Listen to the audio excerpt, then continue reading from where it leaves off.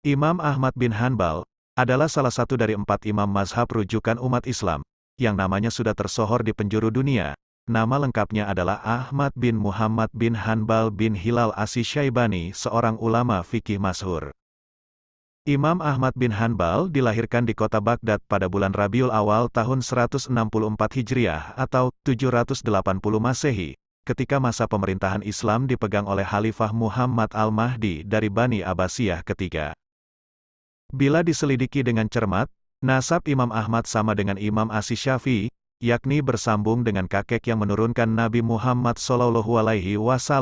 Jika Imam Asy-Syafi'i bersambung dengan kakek Nabi yang ketiga yakni Abdul Manaf. Sedangkan silsilah Imam Ahmad bersambung dengan kakek yang ke-18 yakni Nizar.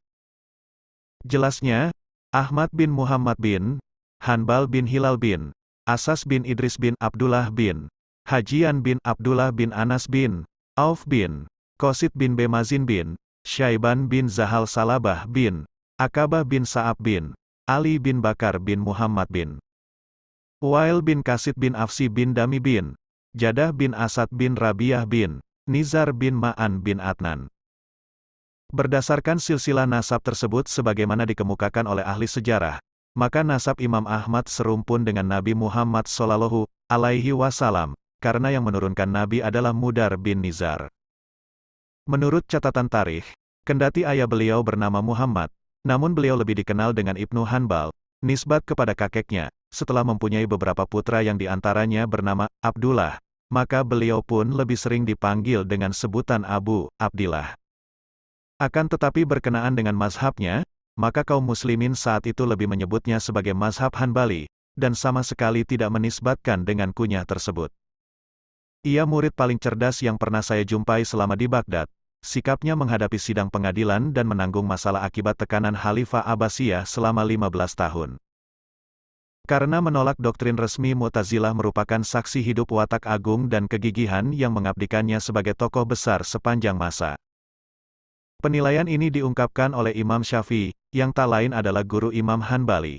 Menurut Syafi'i, perjuangan mempertahankan keyakinan yang tak sesuai dengan pemikiran seseorang, selalu menghadapi risiko antara hidup dan mati, dan Imam Hanbali membuktikan hal itu. Imam Hanbali yang dikenal ahli dan pakar hadis ini memang sangat memberikan perhatian besar pada ilmu yang satu ini. Kegigihan dan kesungguhannya telah melahirkan banyak ulama dan perawi hadis terkenal semisal Imam Bukhari, Imam Muslim, dan Imam Abu Daud yang tak lain hasil didikannya. Karya-karya mereka seperti Sahih Bukhari, Sahih Muslim atau Sunan Abu Daud, menjadi kitab hadis standar yang menjadi rujukan umat Islam di seluruh dunia, dalam memahami ajaran Islam yang disampaikan Rasulullah SAW, lewat hadis-hadisnya. Kepakaran Imam Hanbali dalam ilmu hadis memang tak diragukan lagi, sehingga mengundang banyak tokoh ulama berguru kepadanya.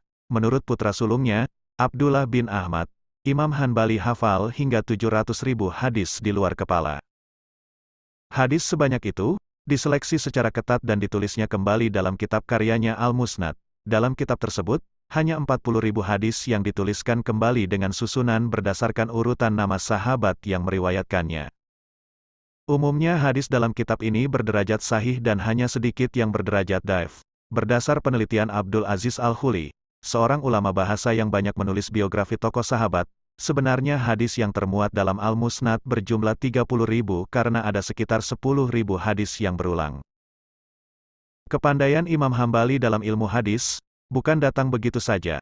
Tokoh kelahiran Baghdad, 780 Masehi wafat 855 Masehi ini, dikenal sebagai ulama yang gigih mendalami ilmu. Lahir dengan nama Ahmad bin Muhammad bin Hanbal, Imam Hanbali dibesarkan oleh ibunya.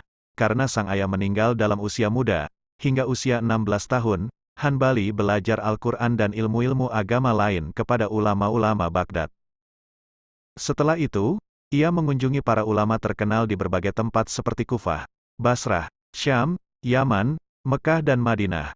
Beberapa gurunya antara lain Hamad bin Khalid, Ismail bin Aliyah, Muzaffar bin Mudrik, Walin bin Muslim, dan Musa bin Tariq.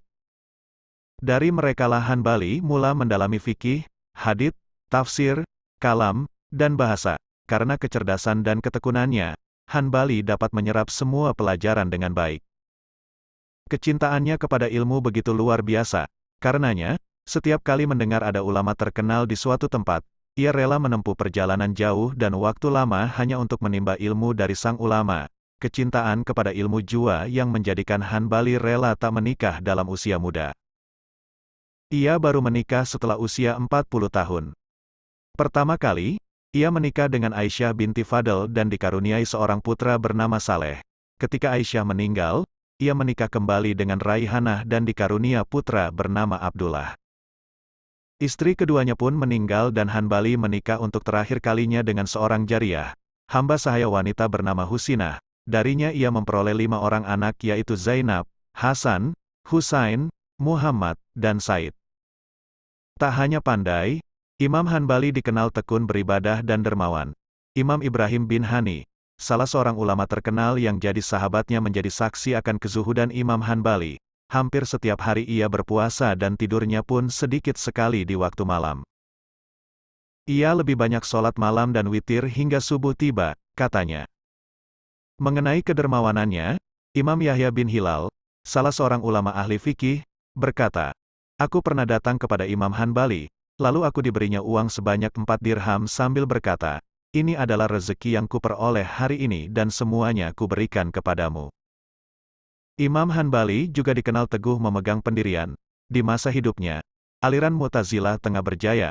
Dukungan Khalifah Al-Ma'mun dari dinasti Abbasiyah yang menjadikan aliran ini sebagai mazhab resmi negara membuat kalangan ulama berang.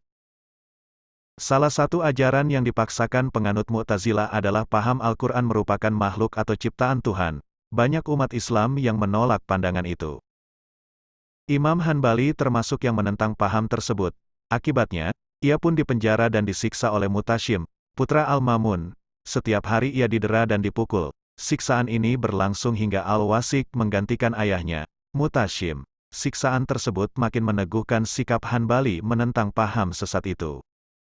Sikapnya itu membuat umat makin bersimpati kepadanya sehingga pengikutnya makin banyak kendati ia mendekam dalam penjara.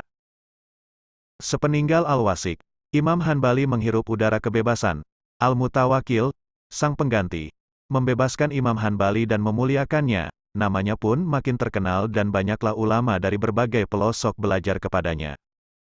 Para ulama yang belajar kepadanya antara lain Imam Hasan bin Musa, Imam Bukhari, Imam Muslim, Imam Abu Daud, Imam Abu Zura'at Dimashqi, Imam Abu Zuhroh, Imam Ibnu Abi, dan Imam Abu Bakar al-Asram. Sebagaimana ketiga imam lainnya, Syafi'i, Hanafi dan Maliki, oleh para muridnya. Ajaran-ajaran Imam Ahmad ibn Hanbali dijadikan patokan dalam amaliyah, praktik, ritual, khususnya dalam masalah fikih. Sebagai pendiri mazhab tersebut, Imam Hanbali memberikan perhatian khusus pada masalah ritual keagamaan, terutama yang bersumber pada sunnah. Menurut Ibnu Qayyim, salah seorang pengikut mazhab Hanbali, ada 5 landasan pokok yang dijadikan dasar penetapan hukum dan fatwa mazhab Hanbali. Pertama, Nas, Al-Quran dan Sunnah. Jika ia menemukan Nas, maka ia akan berfatwa dengan Al-Quran dan Sunnah dan tidak berpaling pada sumber lainnya. Kedua, fatwa sahabat yang diketahui tidak ada yang menentangnya. Ketiga, jika para sahabat berbeda pendapat, ia akan memilih pendapat yang dinilainya lebih sesuai dengan Al-Quran dan Sunnah Nabi Shallallahu Alaihi Wasallam. Jika ternyata pendapat yang ada tidak jelas persesuaiannya dengan Al-Quran dan Sunnah, maka ia tidak akan menetapkan salah satunya, tetapi mengambil sikap diam atau meriwayatkan kedua-duanya. Keempat, mengambil hadis mursal, hadis yang dalam sanadnya tidak disebutkan nama perawinya, dan hadis dhaif, hadis yang lemah, namun bukan maudhu, atau hadis lemah. Dalam hal ini, hadis dhaif didahulukan daripada qiyas. Dan kelima adalah qiyas, atau analogi. Qiyas digunakan bila tidak ditemukan dasar hukum dari keempat sumber di atas. Pada awalnya mazhab Hanbali hanya berkembang di Baghdad, baru pada abad ke-6 Hijriah, mazhab ini berkembang di Mesir. Perkembangan pesat terjadi pada abad ke-11 dan ke-12 Hijriah, berkat usaha Ibnu Taimiyah, wafat 728 Hijriah, dan Ibnu Qayyim, wafat 751 Hijriah. Kedua tokoh inilah yang membuka mata banyak orang untuk memberikan perhatian pada fikih mazhab Hanbali, khususnya dalam bidang muamalah. Kini, Mazhab tersebut banyak dianut umat Islam di kawasan Timur Tengah. Hasil karya Imam Hanbali tersebar luas di berbagai lembaga pendidikan keagamaan. Beberapa kitab yang sampai kini jadi kajian antara lain Tafsir Al-Quran, An-Nasikh wal Mansukh, Jawaban Al-Quran, At-Tarikh, Ta'at Ar-Rasul, dan Al-Wara. Kitabnya yang paling terkenal adalah Musnad Ahmad bin Hanbal.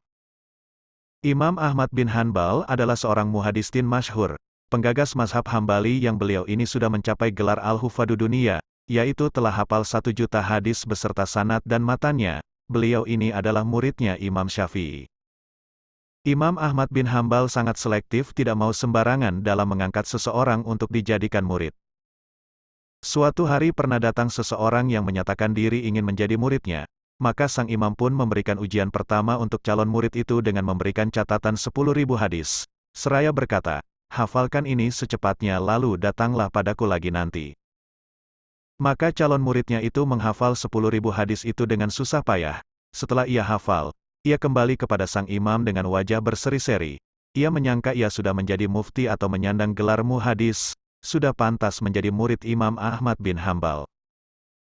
Maka Imam Ahmad berkata, 10.000 hadis yang kau hafalkan itu kesemuanya adalah hadis palsu. Hadis yang tadi pakai.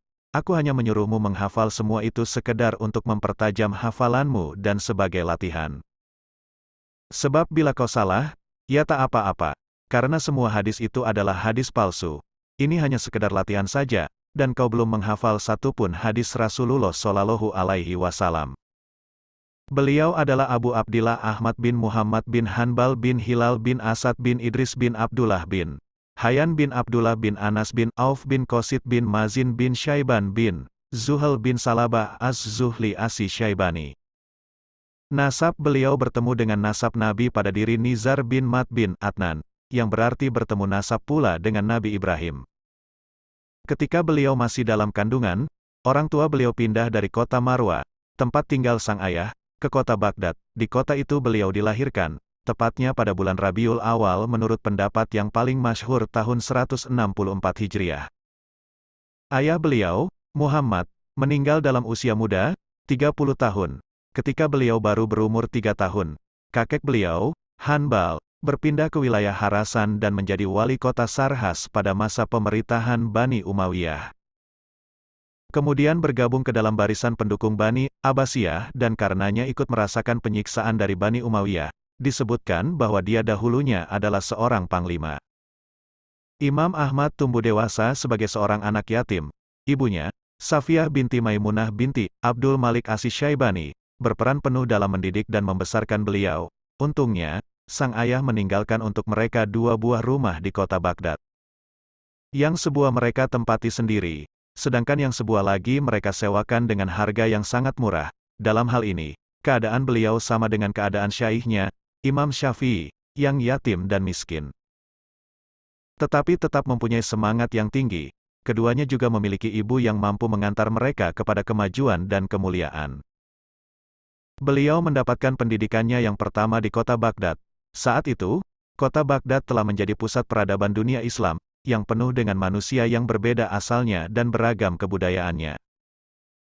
Serta penuh dengan beragam jenis ilmu pengetahuan. Di sana tinggal para qori, ahli hadis, para sufi, ahli bahasa, filosof, dan sebagainya. Setamatnya menghafal Al-Quran dan mempelajari ilmu-ilmu bahasa Arab di Al-Kutab. Saat berumur 14 tahun, beliau melanjutkan pendidikannya ke Ad-Diwan. Beliau terus menuntut ilmu dengan penuh azam yang tinggi dan tidak mudah goyah. Sang ibu banyak membimbing dan memberi beliau dorongan semangat. Tidak lupa dia mengingatkan beliau agar tetap memperhatikan keadaan diri sendiri, terutama dalam masalah kesehatan. Tentang hal itu beliau pernah bercerita, terkadang aku ingin segera pergi pagi-pagi sekali mengambil periwayatan hadis, tetapi ibu segera mengambil pakaianku dan berkata, bersabarlah dulu, tunggu sampai azan berkumandang atau setelah orang-orang selesai salat subuh. Perhatian beliau saat itu memang tengah tertuju kepada keinginan mengambil hadis dari para perawinya. Beliau mengatakan bahwa orang pertama yang darinya beliau mengambil hadis adalah Al-Qadi Abu Yusuf, murid atau rekan Imam Abu Hanifah. Imam Ahmad tertarik untuk menulis hadis pada tahun 179 saat berumur 16 tahun. beliau terus berada di kota Baghdad mengambil hadis dari syaikh-syaikh hadis kota itu hingga tahun 186. Beliau melakukan mulazomah kepada syaikhnya, Hashim bin Bashir bin Abu Hazim al-Wasiti hingga syaikhnya tersebut wafat tahun 183. Disebutkan oleh putra beliau bahwa beliau mengambil hadis dari Hashim sekitar 300.000 hadis lebih. Pada tahun 186, beliau mulai melakukan perjalanan, mencari hadis, ke Basrah lalu ke negeri Hijaz, Yaman, dan selainnya. Tokoh yang paling menonjol yang beliau temui dan mengambil ilmu darinya selama perjalanannya ke Hijaz dan selama tinggal di sana adalah Imam Syafi'i. Beliau banyak mengambil hadis dan faedah ilmu darinya. Imam Syafi'i sendiri amat memuliakan diri beliau, dan terkadang menjadikan beliau rujukan dalam mengenal kesahihan sebuah hadis. Ulama lain yang menjadi sumber beliau mengambil ilmu adalah Sufyan bin Uyainah, Ismail bin Ulayah, Waqi bin Al-Jarrah, Yahya Al-Qattan, Yazid bin Harun, dan lain-lain. Beliau berkata, "Saya tidak sempat bertemu dengan Imam Malik, tetapi Allah menggantikannya untukku dengan Sufyan bin Uyainah, dan saya tidak sempat pula bertemu dengan Hamad bin Zaid, tetapi Allah menggantikannya dengan Ismail bin Ulayah."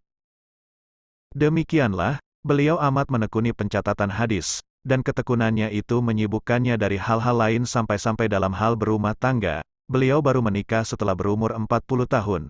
Ada orang yang berkata kepada beliau, "Wahai Abu Abdillah, Anda telah mencapai semua ini. Anda telah menjadi imam kaum muslimin."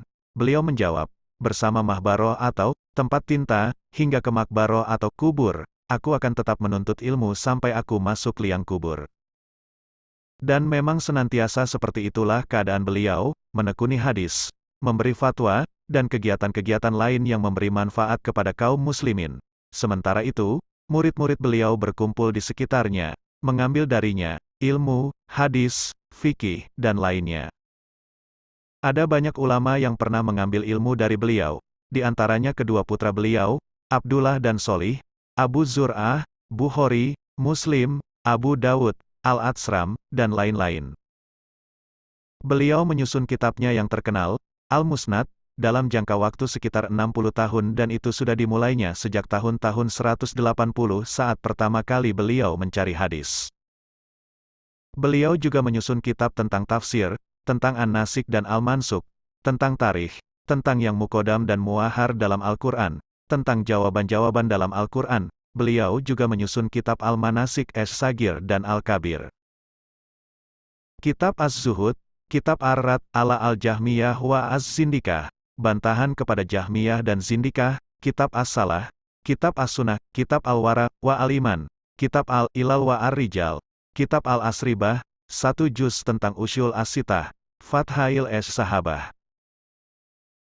Imam Syafi'i pernah mengusulkan kepada Khalifah Harun Ar-Rasyid, pada hari-hari akhir hidup Khalifah tersebut, agar mengangkat Imam Ahmad menjadi kadi di Yaman, tetapi Imam Ahmad menolaknya dan berkata kepada Imam Syafi'i, "Saya datang kepada Anda untuk mengambil ilmu dari Anda, tetapi Anda malah menyuruh saya menjadi kadi untuk mereka." Setelah itu pada tahun 195, Imam Syafi'i mengusulkan hal yang sama kepada Khalifah Al-Amin, tetapi lagi-lagi Imam Ahmad menolaknya. Suatu hari, Imam Syafi'i masuk menemui Imam Ahmad dan berkata, "Engkau lebih tahu tentang hadis dan perawi-perawinya. Jika ada hadis sahih yang engkau tahu, maka beritahulah aku, insya Allah. Jika perawinya dari Kufah atau Syam, aku akan pergi mendatanginya jika memang sahih." Ini menunjukkan kesempurnaan agama dan akal Imam Syafi'i karena mau mengembalikan ilmu kepada ahlinya. Imam Syafi'i juga berkata, "Aku keluar meninggalkan Baghdad, sementara itu tidak aku tinggalkan di kota tersebut orang yang lebih wara, lebih faqih, dan lebih bertakwa daripada Ahmad bin Hanbal." Abdul Wahab Al-Warraq berkata, "Aku tidak pernah melihat orang yang seperti Ahmad bin Hanbal." Orang-orang bertanya kepadanya, "Dalam hal apakah dari ilmu dan keutamaannya yang engkau pandang dia melebihi yang lain?" Al-Warraq menjawab, "Dia seorang yang jika ditanya tentang 60.000 masalah, dia akan menjawabnya dengan berkata, 'Telah dikabarkan kepada kami,' atau, 'Telah disampaikan hadis kepada kami.'" Ahmad bin Syaiban berkata, "Aku tidak pernah melihat Yazid bin Harun memberi penghormatan kepada seseorang yang lebih besar daripada kepada Ahmad bin Hanbal. Dia akan mendudukkan beliau di sisinya jika menyampaikan hadis kepada kami." Dia sangat menghormati beliau, tidak mau berkelakar dengannya. Demikianlah, padahal seperti diketahui bahwa Harun bin Yazid adalah salah seorang guru beliau dan terkenal sebagai salah seorang imam hufaz. Telah menjadi keniscayaan bahwa kehidupan seorang mukmin tidak akan lepas dari ujian dan cobaan. Terlebih lagi seorang alim yang berjalan di atas jejak para nabi dan rasul, dan Imam Ahmad termasuk di antaranya. Beliau mendapatkan cobaan dari 3 orang khalifah Bani Abbasiyah selama rentang waktu 16 tahun. Pada masa pemerintahan Bani Abbasiyah, dengan jelas tampak kecondongan khalifah yang berkuasa menjadikan unsur-unsur asing, non-Arab, sebagai kekuatan penunjang kekuasaan mereka. Khalifah Al-Ma'mun menjadikan orang-orang Persia sebagai kekuatan pendukungnya. Sedangkan Al-Mutashim memilih orang-orang Turki, akibatnya, justru sedikit demi sedikit kelemahan menggerogoti kekuasaan mereka. Pada masa itu dimulai penerjemahan ke dalam bahasa Arab buku-buku falsafah dari Yunani, Rumania, Persia, dan India dengan sokongan dana dari penguasa. Akibatnya, dengan cepat berbagai bentuk bid'ah merasuk menyebar ke dalam akidah dan ibadah kaum muslimin. Berbagai macam kelompok yang sesat menyebar di tengah-tengah mereka, seperti Qadariyah, Jahmiyah, Asariyah, Rafidah, Mutasyilah, dan lain-lain. Kelompok Mutasyilah, secara khusus, mendapat sokongan dari penguasa, terutama dari Khalifah Al-Ma'mun. Mereka, di bawah pimpinan Ibnu Abi Duat, mampu mempengaruhi Al-Ma'mun untuk membenarkan dan menyebarkan pendapat-pendapat mereka. Di antaranya pendapat yang mengingkari sifat-sifat Allah, termasuk sifat kalam, berbicara, berangkat dari pengingkaran itulah, pada tahun 212, Khalifah Al-Ma'mun kemudian memaksa kaum muslimin, khususnya ulama mereka, untuk meyakini kemakhlukan Al-Quran. Sebenarnya Harun ar-Rasyid, Khalifah sebelum Al-Ma'mun, telah menindak tegas pendapat tentang kemakhlukan Al-Quran. Selama hidupnya, tidak ada seorang pun yang berani menyatakan pendapat itu sebagaimana dikisahkan oleh Muhammad bin Nuh. Aku pernah mendengar Harun ar-Rasyid berkata, telah sampai berita kepadaku bahwa Bishr al-Muraisi mengatakan bahwa Al-Quran itu makhluk. Merupakan kewajibanku, jika Allah menguasakan orang itu kepadaku, niscaya akan aku hukum bunuh dia dengan cara yang tidak pernah dilakukan oleh seorang pun. Tatkala Khalifah ar-Rasyid wafat dan kekuasaan beralih ke tangan Al-Amin, kelompok Mu'tazilah berusaha menggiring Al-Amin ke dalam kelompok mereka, tetapi Al-Amin menolaknya. Baru kemudian ketika kekhalifahan berpindah ke tangan Al-Ma'mun, mereka mampu melakukannya.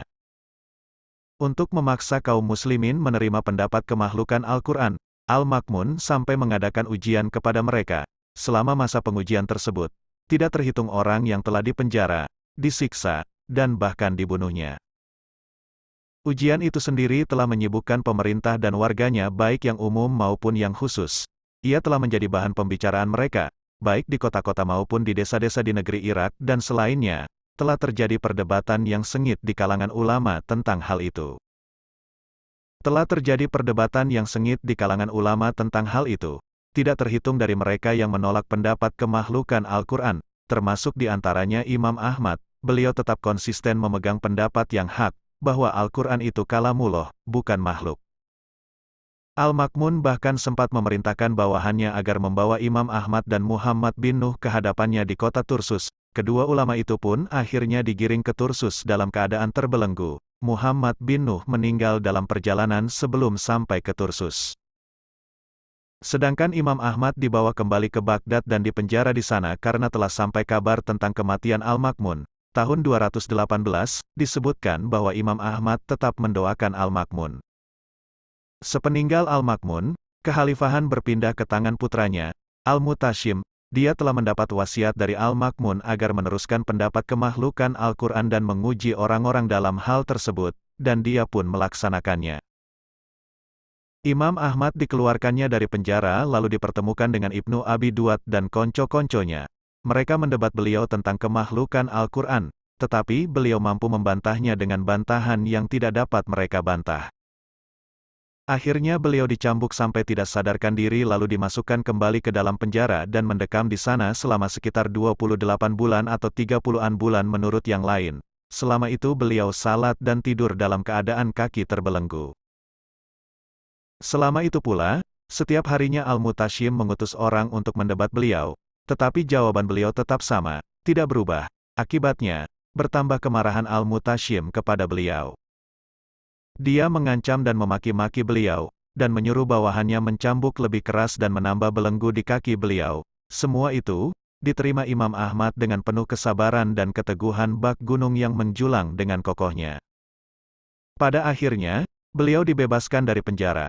Beliau dikembalikan ke rumah dalam keadaan tidak mampu berjalan. Setelah luka-lukanya sembuh dan badannya telah kuat, beliau kembali menyampaikan pelajaran-pelajarannya di masjid sampai Al-Mutashim wafat.